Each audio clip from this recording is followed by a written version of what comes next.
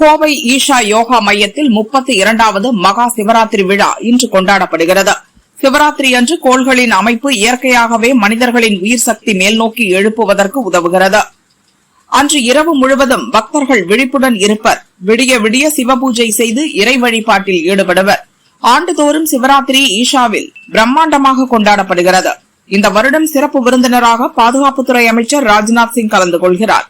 ஈஷா மையத்தில் லட்சக்கணக்கான பக்தர்கள் மாலை 6 மணி முதல் மறுநாள் காலை 6 மணி வரை விழித்திருப்பர். ஆதியோகி முன்பு சக்தி வாய்ந்த தியானங்கள், மந்திர உச்சாரணை, யோகேஸ்வர லிங்க மகா அபிஷேகம் நடைபெறும்.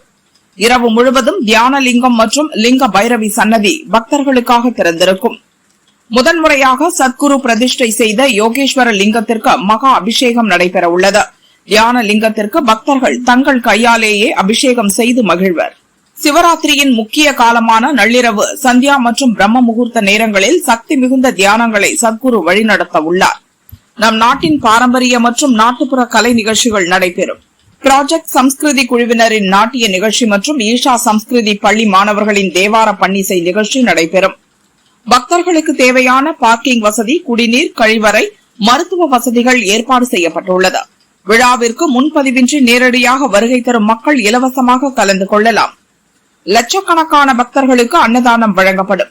தமிழ்நாட்டில் 60 இடங்களிலும், கேரளாவில் 29 கோயில்களிலும் ஈஷா மையத்தில் நடக்கும் சிவராத்திரி நிகழ்வு நேரடியாக ஒளிபரப்பு செய்யப்பட உள்ளது. அது மட்டுமின்றி மொத்தம் 23 மொழிகளில் ஈஷா மகா சிவராத்திரி நேரலை ஒளிபரப்பு செய்ய ஏற்பாடுகள் நடந்துள்ளது.